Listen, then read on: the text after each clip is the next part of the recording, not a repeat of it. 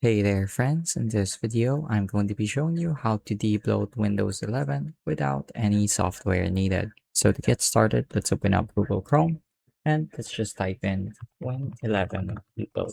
You should be able to see a GitHub page within your search results. Just go ahead and click on that and then scroll down until you see this command line here.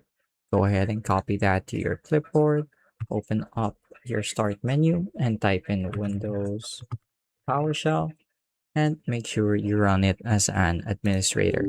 Once you have your Windows PowerShell open, copy and paste the command in by hitting Ctrl V on your keyboard, then hit enter. This should take care of everything else for you. It's going to start loading and you're going to see a UI open up.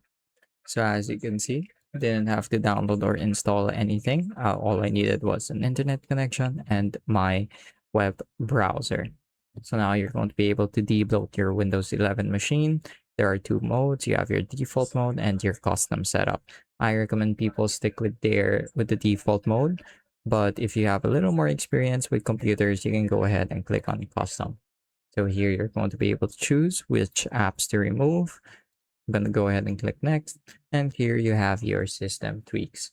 So the ones that I really recommend changing are the privacy and suggested content ones, like disable telemetry tracking and targeted ads, and some of the system ones, like using the classic Windows 10 style, if that's what you, like me, prefer, disable fast startup, and disable BitLocker. Another change you can make is in the gaming tab here by disabling Xbox recording and disabling the game bar. Those just make your computer run generally a bit faster. So there are plenty of more things to think around with. You can take your time with this, really go through everything and really fine tune what you want on your machine. I'm overall satisfied with this though, so I'm going to go ahead and click on next.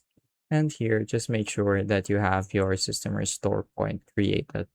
Once that's done, go ahead and click on apply, and you should be able to use your computer right after the changes have been applied. So right now it says no changes have been selected. That's because I've already done this process, but overall it shouldn't take you very long. It takes anywhere between 5 to 10 minutes.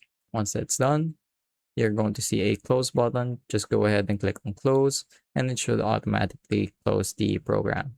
And your system is now ready for use. That's going to be it for this video though. I hope I was able to teach you something new and something useful. And as always, thank you for watching.